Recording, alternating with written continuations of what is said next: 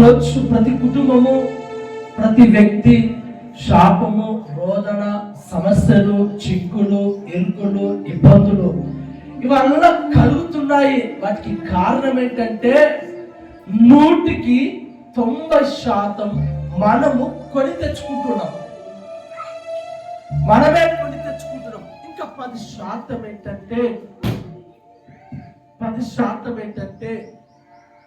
దేవుడు నిన్ను పరీక్షించడానికి పెడుతూ ఉంటాడు. 90% మనకై మనం కొని తెచ్చుకుంటుంటాం. ఒక 10% మాత్రమే దేవుడు నువ్వు ఉన్నటువంటి ఆత్మీయ స్థితి ఉంటావా, పడిపోతావా అని. కానీ దేవుడి మాట గనుక వింటే మహాభివృద్ధి. మీరు ఆలోచించండి, బాగా ఆలోచించండి. ఆదాము అభివృద్ధి చెందాడు, అబ్రహాము అభివృద్ధి చెందాడు, నోహావు అభివృద్ధి చెందాడు, యోబు అభివృద్ధి. చెప్పుకుంటూ పోతే ప్రతి వ్యక్తి దేవుని మాటకు శిరస్సు వంచి తల వంచి ఆయన మాట విన్న ప్రతి ఒక్కరు కూడా అభివృద్ధి పదంలో నడిచినట్టుగా లేఖనాలు స్పష్టంగా కనబడుతున్నాయి. నేను చెప్తున్నాను, మీలో నేను అందరని చెప్పను, మీలో ఎవరైతే దేవుని మాట విని నడుచుకుంటారో వారిని అభివృద్ధి పదంలో నడిపించుగాక. వింటామన్న వాళ్ళు మాత్రమే ఆమె చెప్పాలి. అందరూ అంటే కుదరదు. ఇక్కడ అందరంటే మేము దేవుని మాట వింటాం, జవదాటం. అది కష్టమైన నష్టమైన ప్రాణం మీదికి వచ్చినా ప్రాణాలు పోతున్నా. మీకు తెలుసు కదండి, మీకు తెలుసు. ఆ కాలంలో బైబిల్ గ్రంథం అనేది లేదు. చాటున చదువుకునే వాళ్ళు. ఒక చిన్న పిల్ల దగ్గర ఓ బైబిల్ ఉంది. అక్కడికి వచ్చారు కొంతమంది మతోన్మాదులు వచ్చి, యేసుక్రీస్తు బైబిల్ లేదా యేసుక్రీస్తు నమ్ముకున్నటువంటి వాళ్ళు ఇక్కడ ఉన్నారని మాకు వార్త వినబడిందని చెప్పేసి వచ్చి కఠినముగా ఎదురుగా కొట్టి చిత్రహింసలు పెడుతుంటే వాళ్ళు ఇచ్చిన మరొక ఆప్షన్ ఏంటంటే, ఇదిగో మేము ఈ చిత్రహింసలు మిమ్మల్ని పెట్టకూడదు, ఈ కష్టాలు మిమ్మల్ని పెట్టకూడదు, మిమ్మల్ని కొట్టకూడదు అంటే ఇదిగో మీ ఎదురుగా ఈ బైబిల్ ఇక్కడ పెడుతున్నాడు, ఈ బైబిల్ ఇక్కడ పెడుతున్నాడు. ఈ బైబిల్ని ఉంచి దాన్ని తొక్కేసుకొని లేదా దాటేసుకొని వెళ్ళమంటే ప్రతి ఒక్కరు కూడా బైబిల్ని ఏం చేస్తారండి, ఉంచి తొక్కేసుకొని దాటి వెళ్తున్నారు. ఎందుకు తెలుసా? ప్రాణ భయం అలాంటిది. ప్రాణ భయం. బహుశా రాబోయే రోజులలో కూడా ఆ చట్టాలు రాబోతున్నాయి, వస్తాయి. ఇప్పటికే పెట్టరైపోతూ ఉన్నారు. సేవకులను చూస్తే పరిచర్యకులను చూస్తే ఎలా కొట్టి చిత్రహింసలు చేస్తున్నారో మనం తరచుగా చూస్తున్నాం. అందులో ఒక పాప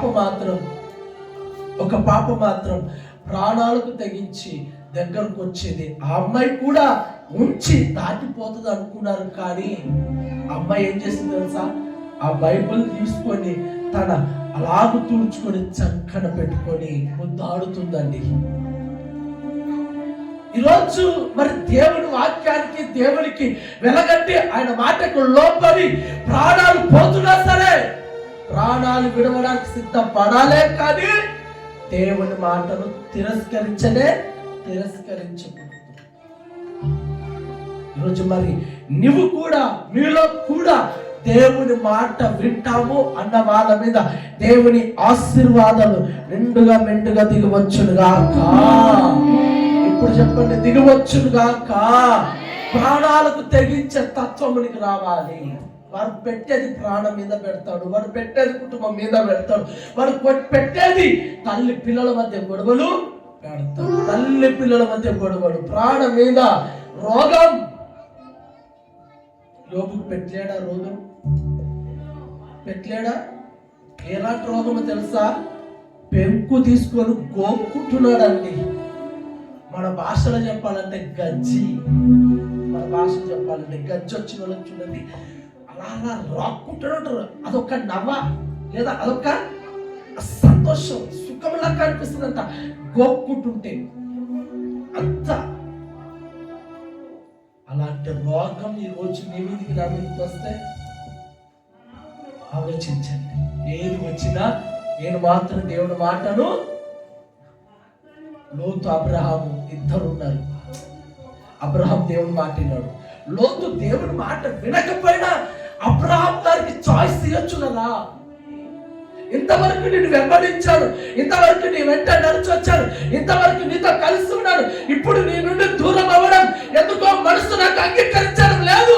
కానీ నువ్వు బలవంతం చేస్తున్నావు కాబట్టి వెళ్ళక తప్పదు. ఇప్పుడు కూడా నువ్వు ఎక్కడికి వెళ్ళమంటే అక్కడికి వెళ్తాను అని ఒక్క మాట అనొచ్చు కదా లోతు గారు. ఒక్క మాట అనొచ్చు కదా, ఒక్క మాట అనొచ్చు కదా. ఇప్పుడు అన్నితోనే కలిసి ఉన్నాను, చక్కగా కలిసి ఉన్నాను. ఈరోజు తగాదాలు వచ్చాయి, మరి నీ మాట ఇప్పుడు కూడా నేను జవాబు దాటాను అని అబ్రహాం గారి మాట వింటే తన జీవితం ఎలా ఉండేది? వినలేదండి. ఈరోజు నేను చెప్తున్నాను, దేవుని మాట వినరు, కనీసం సేవకుని మాటనన్నా, సేవకుని మాటనన్నా. అందుకే ముఖాముఖిగా మాట్లాడే ఆ కృపను మనం కోల్పోయాం దేవునితో.